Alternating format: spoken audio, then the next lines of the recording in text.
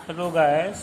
आज की कक्षा में आप सभी का स्वागत है। हम पिछले कक्षा में अर्थात पिछले पीरियड में हम बहुभुज बहुभुज के प्रकार, जिसमें उत्तल बहुभुज, अवतल बहुभुज, क्रियाकलाप 4 और गुणों के आधार पर विभिन्न प्रकार के चतुर्भुजों के बारे में हम चर्चा किए थे। तो जैसे मैंने कहा, गुणों के आधार पर विभिन्न प्रकार के चतुर्भुजों की हम चर्चा किए थे, जिसमें मैंने 5 प्रकार के चतुर्भुज बताए थे: समांतर चतुर्भुज, आयत, वर्ग, समचतुर्भुज और समलंब चतुर्भुज। आज वहीं से हम फिर शुरू करते हैं। सारणी क्रमांक 10.9 से देखिए, आप लोग को सारणी क्रमांक 10.9 दिख रहा है। तो चतुर्भुज के प्रकार, पहला मैंने कहा समांतर चतुर्भुज। अब इसके अंतर्गत मैंने पिछले क्लास में, पिछले जो पीरियड है उसमें मैंने बताया था कि इसमें समांतर चतुर्भुज में सम्मुख भुजा, सम्मुख माने आमने सामने की भुजाएं समांतर भी होती है, बराबर भी होते हैं। इसमें कोण जो है, सम्मुख कोण बराबर होते हैं। इसमें जो दो विकर्ण होते हैं ये एक दूसरे को प्रतिच्छेद करते हैं। प्रतिच्छेद करते माने काटते। प्रतिच्छेद का मतलब जब भी दो रेखाएं एक दूसरे को कहीं पर काटे, ये मान जैसे ये एक रेखा हो गया और ये दूसरी उंगली, ये दोनों एक दूसरे को काट रहे हैं तो ये प्रतिच्छेद कहलाएगा। लेकिन अगर 3 रेखा ऐसी काटे तब वो संगामी कहलाते हैं, 3 या 3 से ज़्यादा रेखा। तो यहाँ पर हम जानते हैं कि चतुर्भुज में 2 विकर्ण होते हैं, ये हमने पिछले पीरियड में देखे थे।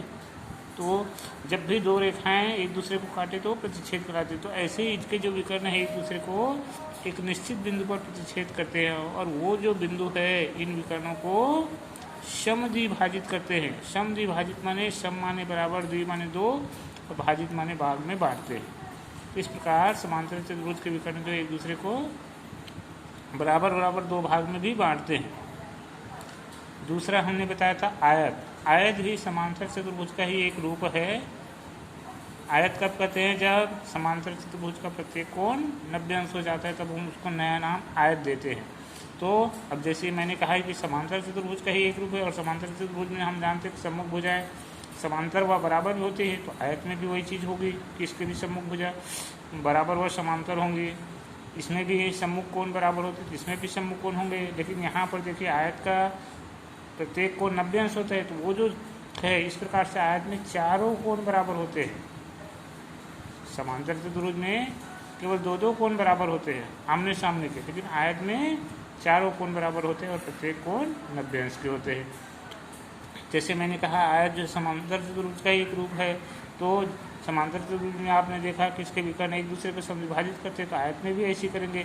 लेकिन यहाँ पर ये दोनों में अंतर है कि समांतर चतुर्भुज के जो 2 विकर्ण है उसकी लंबाई जो है अलग अलग होती है, लेकिन आयत में दोनों विकर्ण की लंबाई हमेशा बराबर होती है, ये याद रखिएगा। तीसरा होता है वर्ग। वर्ग, आयत से अब आपका वर्ग बनता है। वर्ग कब? जब ये आयत की जो लंबाई और चौड़ाई जब बराबर हो जाती है तब ये वर्ग कहलाती है। तो देखिए, समांतर चतुर्भुज से आयत बना, माने समांतर चतुर्भुज में जो शर्त है वो आयत में भी लागू हुआ। आयत से अब आपका वर्ग बना, माने इसी आयत या समांतर चतुर्भुज में जो शर्तें लागू है वो आपके इस वर्ग में भी लागू होंगे, माने इसमें भी आमने सामने की भुजाएं बराबर होगी। लेकिन अभी जैसे मैंने बताया कि आयत से बना, आयत की जब लंबाई और चौड़ाई बराबर हो जाती है तो वर्ग कहलाती है। इस प्रकार वर्ग में जो 4 भुजा है वो चारों बराबर हो जाते हैं, समांतर भी होंगे और बराबर भी होंगे। और देखिए, आयत का प्रत्येक कोण 90 अंश होता है, तो वर्ग के भी प्रत्येक कोण 90 अंश होंगे, बराबर भी होंगे। आयत के दोनों विकर्ण बराबर होते हैं तो वर्ग के भी दोनों विकर्ण बराबर होंगे, और ये आपस में एक दूसरे को समविभाजित करते हैं। अब यहीं से आता है समचतुर्भुज। अब देखिए, वर्ग में प्रत्येक कोण 90 अंश होता है, लेकिन यदि इसके कोण 90 अंश ना हो तब इसको वर्ग को हम केवल समचतुर्भुज कह देते हैं। वर्ग का ही अगला रूप होता है आपका समचतुर्भुज। तो ये चौथा प्रकार है आपका समचतुर्भुज। तो ये भी समांतर चतुर्भुज के ही ये चारों रूप है। समांतर चतुर्भुज में पहला समांतर चतुर्भुज, दूसरा आयत, तीसरा वर्ग और चौथा समचतुर्भुज। हमें इसमें भी ये वर्ग से बना है, तो वर्ग में सभी भुजा बराबर होती है, तो और समचतुर्भुज में भी सभी भुजाएं बराबर होगी। इसमें भी सम्मुख कोण बराबर होते हैं। खैर, वर्ग में तो चारों कोण बराबर होते हैं, तो ये समचतुर्भुज में सम्मुख कोण बराबर होंगे। वर्ग के दोनों विकर्ण बराबर होते हैं, लेकिन यहाँ पर देखिए, समचतुर्भुज के दोनों विकर्ण बराबर नहीं होते, ये कम ज़्यादा होते हैं। और इनके जो विकर्ण हैं ये बिल्कुल जैसे समांतर चतुर्भुज एक दूसरे को समद्विभाजित करते, तो समचतुर्भुज के विकर्ण भी एक दूसरे को समद्विभाजित करेंगे, और इन विकर्णों के बीच कोण जो है, चाहे वर्ग में हो चाहे समचतुर्भुज में, इन विकर्णों के बीच जो कोण है वो हमेशा 90 अंश होती है। तो इन बातों को ध्यान में रखते हुए हमको आज ये प्रश्नावली 10 में से सवाल हल करने हैं। देखिए मैं हल करके रखा हूँ, आपको प्रश्न के साथ साथ मैं हल भी पढ़ते जाऊँगा। तो उसके लिए ये जो सारणी है, अच्छा इसमें मैंने एक चीज़ बताना भूल रहा हूँ। देखिए पिछले वीडियो में मैंने बताया था कि गुणों के आधारभूत चतुर्भुज को मैंने 5 प्रकार बताए थे। पहले समांतर चतुर्भुज, दूसरा आयत, तीसरा वर्ग और चौथा समचतुर्भुज। एक 5वां मैंने बताया था समलम चतुर्भुज, जो इस सारणी में नहीं दिया है। समलम चतुर्भुज में क्या होती है, केवल एक जोड़ी माने केवल 2 भुजाएं समांतर होती है, तब उसको हम समलम चतुर्भुज कहते हैं। तो इन 5 को ध्यान में रखते हमको प्रश्नावली 10 में से सवाल बनाना है। देखिए मैं आपको प्रश्न पहला ही लेके चल रहा हूँ। प्रत्येक प्रश्न में 4 संभावित उत्तर दिए गए हैं। जैसे देखो पहला में 4 को दिए हैं, दूसरा में 1 2 3 4, तीसरा में भी 1 2 3 4, इस प्रकार से दिए हैं। तो सही उत्तर चुनकर लिखिए, एक सही उत्तर कौन सा चुन के लिखना है। तो जैसे कह रहा है कि दोनों विकर्ण बराबर होते हैं। अब दोनों विकर्ण किसमें बराबर होते हैं, अभी आपने देखा ही, आयत के दोनों विकर्ण बराबर होते हैं, वर्ग में भी दोनों विकर्ण बराबर होते हैं।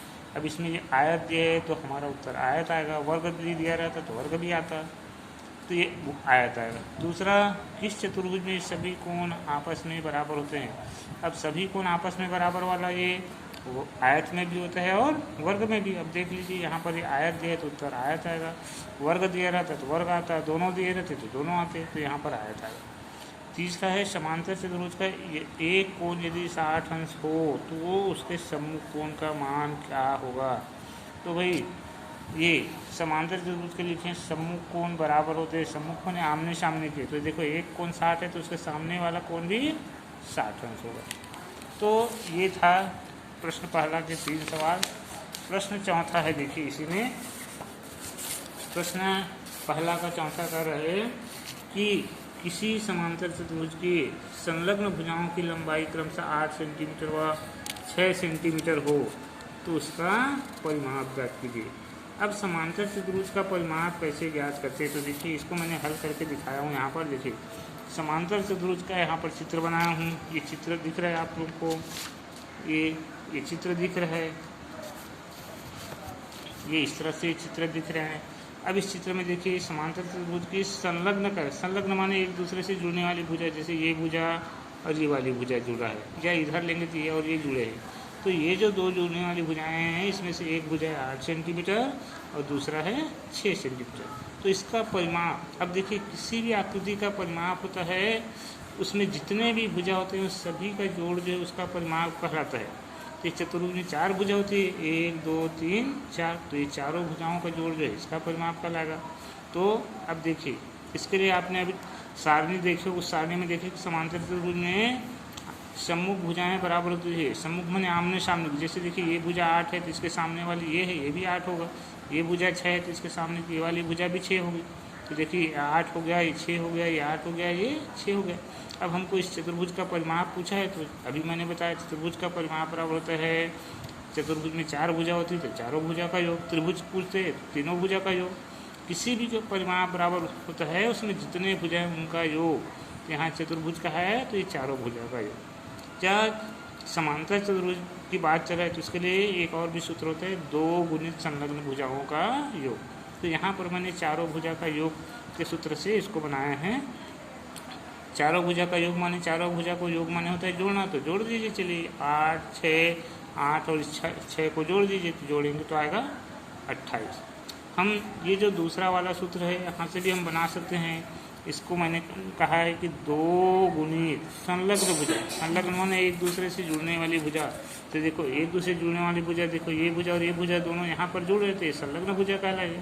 तो इसमें से पहली भुजा है हमारा 8, दूसरी भुजा है 6, तो इन दोनों का योग कर है। हम चलिए जोड़ देते हैं 8 और 6, तो ये हो गया 2 गुणित 8 और 6 14, तो ये 14 दूनी 28, यही हमारा आंसर। अब देखो यहाँ से चारों भुजा को जोड़े थे तब भी हमारा 28 आया था।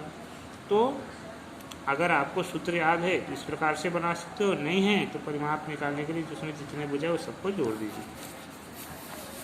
फिर अगला है प्रश्न दूसरा। देखिए प्रश्न कहता है निम्नलिखित रिक्त स्थानों की पूर्ति कीजिए। देखिए ऐसा चतुर्भुज जिसके विकर्ण बराबर होते हैं तो प्रतिच्छेद बिंदु पर समकोण बनाते हैं। अब देखिए जिसके विकर्ण बराबर होते हैं तो विकर्ण बराबर के लिए आपने देखिए अभी सारणी में आयत में भी विकर्ण बराबर होते हैं और वर्ग में भी बराबर होते हैं, लेकिन आयत में विकर्णों के बीच कोण 90 अंश नहीं होता, वर्ग में होते। यहाँ पर समकोण पर का है, समकोण माने 90 अंश पर का है, माने यहाँ पर हमारा उत्तर आयत ना के वर्ग आएगा।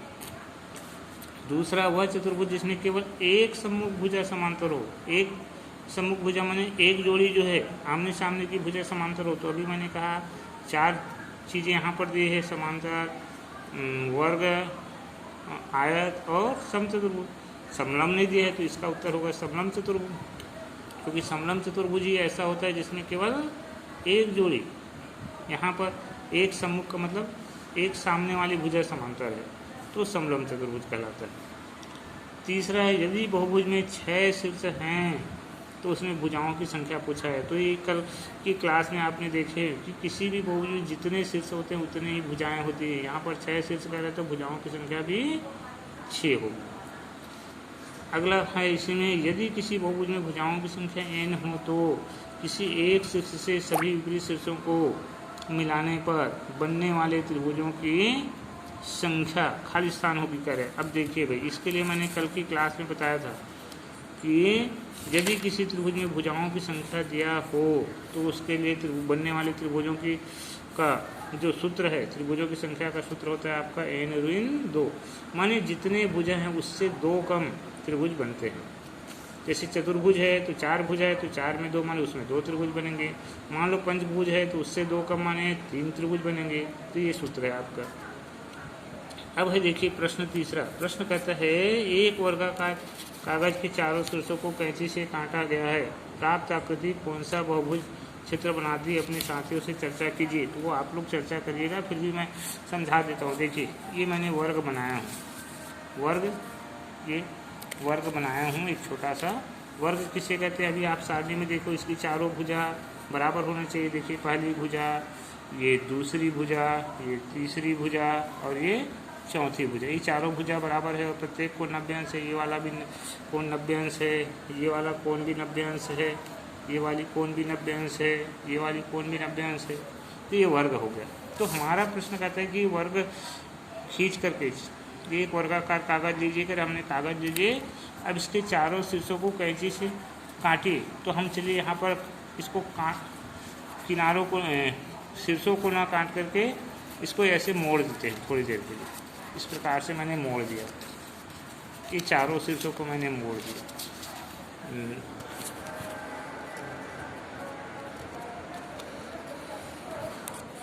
ये इस प्रकार से मैंने मोड़ दिया।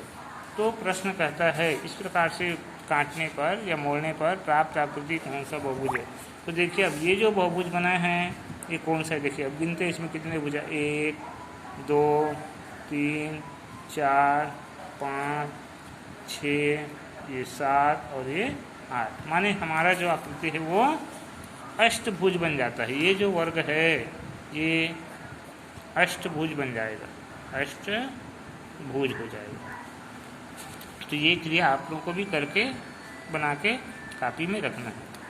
चलिए अगला प्रश्न है हमारा, प्रश्न चौथा। प्रश्न कहता है कि एक बहुभुज में भुजाओं की संख्या 8 है तो उसके अंतःकोणों का योग कितना होगा। अब देखिए भाई अभी मैंने अष्टभुज बना के दिखाया था, तो ऐसी 8 भुजा वाला अष्टभुज है तो उसमें अंतःकोण माने उसके अंदर अंदर के जो कोण है, अंदर कोण माने जैसे ये देखिए ये वाला एक कोण बना, ये वाला दूसरा कोण बनेगा, ये वाला आपका तीसरा कोण बन गया, अंतः माने अंदर की ओर बनने वाले। तो इसी प्रकार ये 8 ठो कोण बनेंगे। तो इन 8 ठो कोणों का योग कितना होगा करके पूछा है। तो बहुभुज के अंतः कोणों को योग के सूत्र के लिए हमने ये सूत्र कल बताया थे। किसी भी बहुभुज में के अंतः कोणों का योग का सूत्र होता है n ऋण 2 गुणित 180, n ऋण 2 गुणित 180 है। जहाँ पर n है, n माने भुजाओं की संख्या, एन मीन्स नंबर, नंबर माने संख्या, भुजाओं की संख्या। तो यहाँ पर अष्टभुज माने 8 भुजा है, तो एन की जगह हम 8 रख दिए। फिर ऋण 2 है तो ऋण 2 कर दिए, गुणित 180 तो 180। तो देखिए 8 में 2 घटाए तो ये हो गया हमारा 6, और गुणित 180 तो 180 गुणित 6 होता है हमारा 1080। तो इस प्रकार से प्रश्न चौथा का उत्तर हो जाएगा 1080। हेलो, हाँ चलिए देखिए प्रश्न 5वां लेके चल रहे हैं। प्रश्न कहता है कि एक समांतर चतुर्भुज का एक कोण 120 अंश हो तो अन्य कोणों का मान ज्ञात कीजिए। अब देखिए भी चतुर्भुज में 4 कोण होते हैं, तो समांतर चतुर्भुज का एक ठो कोण दिया है 120 अंश, तो बाकी के जो 3 कोण है वो ज्ञात कीजिए करें। यहाँ पर मैंने एक छोटा सा समांतर चतुर्भुज बना लिया है, उसका चित्र ये देखिए। समांतर चतुर्भुज है ये, जिसमें ये एक ठो कोण दिया है 120, तो बाकी के ये दूसरा, तीसरा और चौथा कोण पूछा है। ठीक, ये एक ठो कोण मान लीजिए, इस कोण का नाम हमने कर दिया, ये है मान लीजिए कोण ए, तो हमको कोण बी, कोण सी और कोण डी निकालना है। तो उसके लिए देखिए किसी भी समांतर चतुर्भुज में, मैंने पिछले क्लास में भी बताया था, पिछले पीरियड में, कि किसी भी समांतर चतुर्भुज में एक ही भुजा पर बनने वाले ये जो 2 कोण हैं, तो इधर गिनेंगे तो ये जो 2 कोण हैं जिसको हम आसन्न कोण भी कहते हैं, इन दोनों का योग, या इधर कहेंगे ये दोनों का योग हमेशा 180 अंश होता है। तो यहाँ पर उसी को उपयोग करना है। समांतर चतुर्भुज के एक ही भुजा पर बने कोणों का योग 180 अंश, या इसको आप लिख सकते हो आसन्न कोणों का, आसन्न कोण कहलाते हैं। तो आसन्न कोणों का योग बराबर 180 अंश। अब चलिए भाई आसन्न कोण देखो कौन कौन सा है, ए और बी है आसन्न कोण, या हम लेंगे तो ए और डी है। तो इन दोनों का योग माने इन दोनों को हमने ये जोड़ दिए, ए में डी को या फिर इसी ए में बी को जोड़ दिया, तो इसका योग बराबर 180 अंश, यहाँ भी 180 अंश।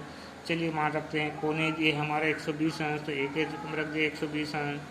तो यहाँ से अब इस 120 का पक्षांतर करोगे तो 180 ऋण 120 हो जाएगा, ये पक्षांतर कर रहे हैं तो 120 उधर जाके घट जाएगा, तो 180 में 120 घट गया तो ये हो गया 60 अंश। यहाँ भी देख लिए इस प्रकार से यहाँ हमने कोण डी निकाले। सब यहाँ पर देखिए कोण ए धन भी लिखे हैं, तो ए का मान है आपका 120 दिया है, इस 120 का उधर पक्षांतर करोगे तो जाके घट जाएंगे। इस प्रकार से कोण डी बराबर हो गया 180 में 120 बराबर 60। तो इस प्रकार से एक ठो कोण दिया हमने, 2 ठो कोण निकाल दिए, तो इस प्रकार से 3 कोण मिल गया। हमको चौथा कोण निकालना है, तो चौथा के लिए पुनः हम जानते हैं कि ये जो समांतर चतुर्भुज है इसमें आमने सामने के ये जो कोण हैं ये हमेशा बराबर होते हैं। अभी आप सारणी में देखे हो और पिछले पीरियड में मैंने ये बताया भी था कि समांतर चतुर्भुज में ये जो सम्मुख कोण है, सम्मुख माने आमने सामने के कोण हमेशा बराबर होते हैं। तो देखो ये 120 है तो ये भी 120 अंश हो गए, माने कोण ए बराबर कोण सी बराबर 120 अंश। ये यहाँ पर वही लिखा हूँ, कोण ए ये बराबर का चिन्ह है, तो कोण ए बराबर कोण सी बराबर 120 अंश। तो इस प्रकार से प्रश्न 5 हो गया। प्रश्न 6वां कर रहा है एक समांतर चतुर्भुज के 2 कोणों का अनुपात। अब यहाँ पर देखिए ये जो समांतर चतुर्भुज के जो कोण हैं, 2 ठो कोण, वो अनुपात में दिए हैं, तब हमको सभी कोण ज्ञात करना है। 5वां प्रश्न में देखिए केवल एक ठो कोण दिया था, तब हमने बाकी के 3 निकाले। अब 6वां में कोई भी जो 2 ठो कोण है, जैसे ये और ये ले लीजिए, या आप चाहो तो ये और ये ले लें, तो इन दोनों कोणों का अनुपात दिया है 4 और 5 में। तो इसके लिए हम मान लेते हैं कि मान लीजिए ये 2 कोणों का अनुपात करें तो पहला कोण को हम 4 और अनुपात 5 में दिए, तो पहले को 4x दूसरे को 5x मान लेते हैं। ये यहाँ पर मान लिए माना समांतर चतुर्भुज का एक कोण 4x और दूसरा कोण 5x है। और अभी प्रश्न 4 में देखे हो कि एक ही भुजा पर बने, ये एक ही भुजा पर बने 2 कोण जिसको हम आसन्न कोण कहते हैं, इन दोनों का जोड़ होता है 180 अंश। अभी प्रश्न 5वां में देखें तो उसी का यहाँ पर भी उपयोग करना है, यहाँ लिखना है। अब हम जानते हैं कि समांतर चतुर्भुज के एक ही भुजा पर बने 2 कोणों का योग जिसको हम आसन्न कोण कहते हैं, या आसन्न कोणों का योग बराबर 180 अंश। तो ये जो आसन्न कोण है जिसमें से पहला को माने है 4x, दूसरे को 5x, इन दोनों का योग कर जोड़ दिए बराबर 180। जोड़ने पर आया 4 धन x धन 5x हो गया 9x बराबर 180। अब हमको x का मान निकालें तो 9 का पक्षांतर कर देंगे। ये देखो x 9x माने x में 9 का गुना है, तो पक्षांतर करेंगे तो उधर जाके भाग हो जाएगा। जैसे यहाँ पर एक जुड़ा था तो दूसरी ओर जाके घट गया था, दूसरी ओर जाकर के क्या पक्षांतर करने पर ये इनके चिन्ह हमेशा पलट जाते हैं। यहाँ 120 के आगे कोई चिन्ह माने धन था तो इधर जाकर ऋण हो गया। यहाँ पर x में 9 का गुना है, जैसे इसमें यहाँ पर ये d में 120 जुड़ा था तो इधर घट गया, तो ऐसे यहाँ पर x में 9 का गुना है, बीच में कोई चिन्ह माने गुना है तो इधर जाके ये भाग हो गया।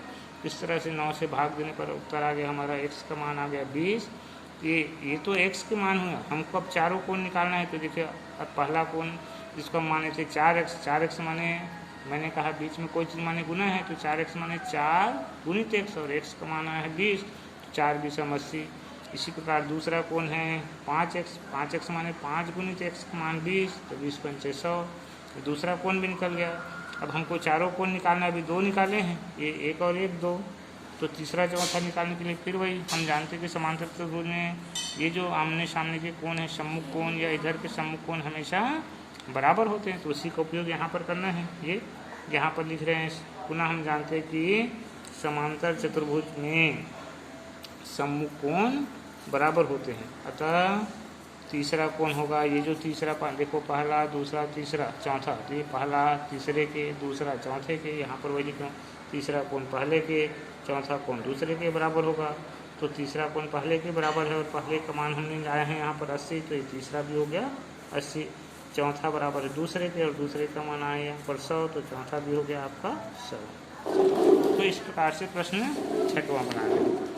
अब प्रश्न 7वां लेके चलते हैं। प्रश्न 7वां कहता है किसी समांतर चतुर्भुज की संलग्न भुजाएं 3:4 के अनुपात में हैं। देखिए किसी समांतर चतुर्भुज की संलग्न माने एक दूसरे से जुड़ने वाली भुजाएं जो है 3:4 के अनुपात में हैं, अतः समांतर चतुर्भुज यदि समांतर चतुर्भुज के परिमाप 84 सेंटीमीटर हो तो उसकी भुजाएं ज्ञात कीजिए। अच्छा, अब समांतर चतुर्भुज की भुजाएं ज्ञात करनी है, तो देखिए ये अब यहाँ पर संलग्न माने जुड़ने वाली भुजा, जैसे देखिए यहाँ पर स्थित है, ये देखो ये दोनों भुजा यहाँ पर जुड़े हैं तो ये संलग्न भुजा कहलाएंगे। ये दोनों भुजा यहाँ पर जुड़े हैं तो ये दोनों आपस में संलग्न कहलाएंगे।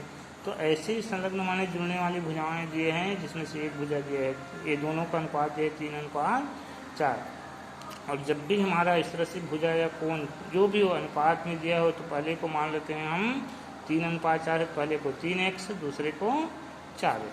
तो इसी प्रकार यहाँ पर मान लेना, यहाँ पर मैंने माना है कि माना समांतर चतुर्भुज की संलग्न भुजाओं में से एक भुजा 3x और दूसरी भुजा 4x है, मान लिया। अब देखिए ये समांतर चतुर्भुज की ये जो भुजा है संलग्न भुजा, इसके लिए यहाँ पर मैंने एक तो सवाल हल किया हूँ। ये इसके परिमाप अगर दिए हैं तो पहला ही सवाल का चौथा, ये समांतर चतुर्भुज का परिमाप बराबर होता है 2 गुणित संलग्न भुजाओं का योग। और यहाँ पर ये सवाल भी हल किया, तो यहाँ पर भी वही है, ये इसमें संलग्न भुजा को हमने माने संलग्न भुजा में से एक को 3x ये और दूसरे को 4x माने हैं, तो हम और इसका परिमाप दिया है 84। तो यहाँ पर देखो कैसे लिखते हैं, ये दिया है समांतर चतुर्भुज का परिमाप बराबर 84 सेंटीमीटर, और हम जानते हैं कि समांतर चतुर्भुज की परिमाप बराबर होता है 2 गुणित संलग्न भुजाओं का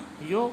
तो देखिए ये उसी परिमाप का मान होता है 2 गुणित संलग्न भुजाओं का योग, और उसी परिमाप का मान दिया है 84। तो ये वाला भाग जो है इसके बराबर होंगे, ये वाला माने 2 गुणित संलग्न भुजाओं का योग बराबर हो जाएगा 84। चलिए मान रखते हैं 2 गुणित संलग्न भुजाओं का योग।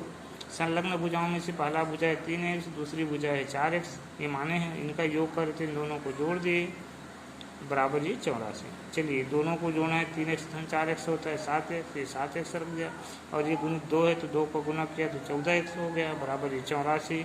14x माने x में 14 का गुना है, तो इस 14 का पक्षांतर करेंगे तो इधर जाके भाग हो जाएगा। भाग माने 84 को 14 से भाग देंगे तो x का मान आ गया हमारा 6। अब x के मान निकल गए, अतः एक भुजा जिसको हम माने हैं 3x माने 3 गुणित x का मान 6, तो 6 × 18 दूसरी भुजा है 4x माने 4 गुने 6 का माने 24। अब देखिए पहली और दूसरी निकाल लिए, अब हमको तीसरी और चौथी निकालना है। तो फिर हम जानते हैं कि समांतर चतुर्भुज में सम्मुख भुजा हमेशा बराबर होती है। सम्मुख माने तीसरी भुजा पहली के, चौथी भुजा दूसरी के। तो देखो पहली भुजा हमने निकाले हैं कि 18 सेंटीमीटर, तो इस प्रकार से तीसरा भी हो गया 18, क्योंकि तीसरा पहले के बराबर है। दूसरी भुजा हमने निकाले हैं 24, तो चौथी भुजा बराबर भी हो गया 24, क्योंकि चौथी दूसरी के बराबर होती है। तो इस प्रकार से आपको प्रश्न 7वां भी बनाना है। अब प्रश्न 8वां देखिए, इनमें कौन सी कथन सही नहीं है, उन्हें सुधार कर लिखी करें। जैसे कि देखिए पहला करें सभी वर्ग समलम चतुर्भुज होते हैं। अब ये कथन सही नहीं है भाई, सभी वर्ग जो है समलम चतुर्भुज नहीं होते, समांतर चतुर्भुज होते हैं। तो यहाँ पर सबसे पहले लिखना है कथन असत्य, और सुधरा हुआ रूप में लिखना है सभी वर्ग समांतर चतुर्भुज होते हैं। समलम की जगह हम लिखेंगे समांतर। दूसरा, आयत के विकर्ण बराबर होते हैं। अभी सारणी में देखे हो कि आयत के विकर्ण हमेशा बराबर होते हैं लिखा है, माने ये कथन सत्य है, तो सही का निशान लगा देंगे।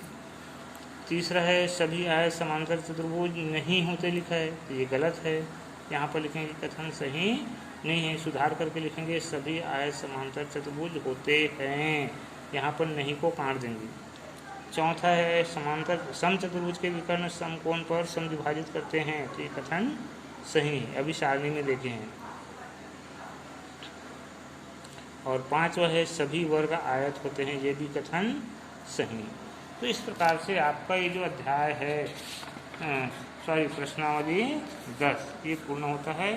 इसी प्रकार से आपको प्रश्नावली 10.1 में से भी सवाल जितना बनता है बनाने का प्रयास करना है।